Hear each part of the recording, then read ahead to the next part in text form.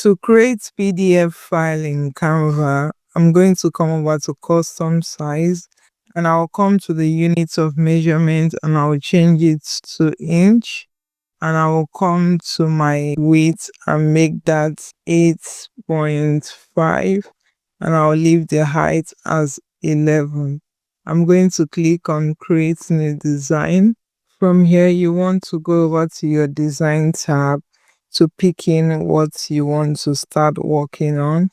If any design grabs your attention, I'm just going to pick this resume here. I will have this resume in here. Once you're done editing your design, you want to come over to share here and click on download. Under the file type, you want to click this drop down and you want to select PDF standard if you want to use this PDF in emailing, or PDF print if you want to print it.